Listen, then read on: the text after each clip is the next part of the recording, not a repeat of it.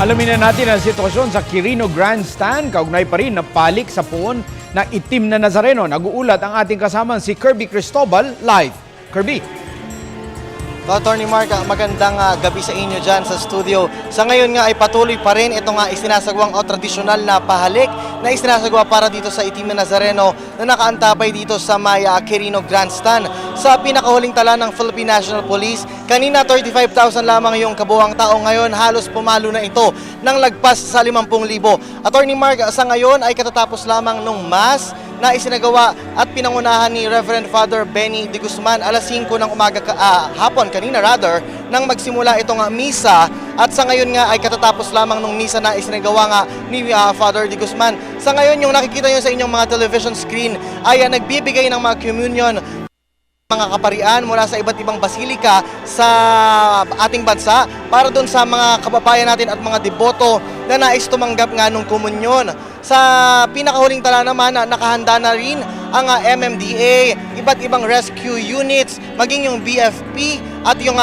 hanay ng pulisya dito sa pagbabantay nga dito sa lugar kung saan mismo ginaganap itong Traslasyon 2014. Attorney Mark, sa pinakahuling detalye na nakuha natin mula mismo sa Basilica Minor ng Quiapo ay alas 6 ng umaga magkakaroon ng isang high mass para bukas para sa poon at pangungunahan ito mismo ni Cardinal Tagle. Matapos naman yung misang yon ay talagang inaasahan na ibababa itong itim na Nazareno dito mismo sa kanyang andas at magsisimula na rin yung prosesyon na binago na rin yung ruta na, bukod sa pagdaan sa hindi na dadaan ito sa MacArthur Bridge, bukod ay magdadaan na ito sa may Jones Bridge.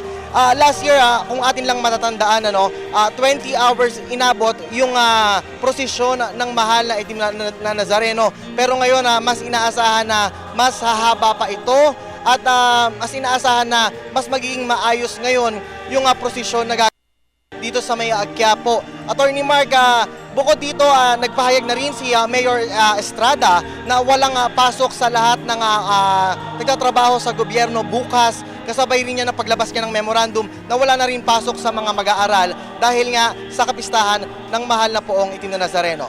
So Attorney Mark, yan ang pinakahuling sitwasyon na kaganapan dito mismo sa may Quirino Grandstand para sa Telebisyon ng Bayan, Kirby Cristobal. Maraming salamat kasamang Kirby Cristobal.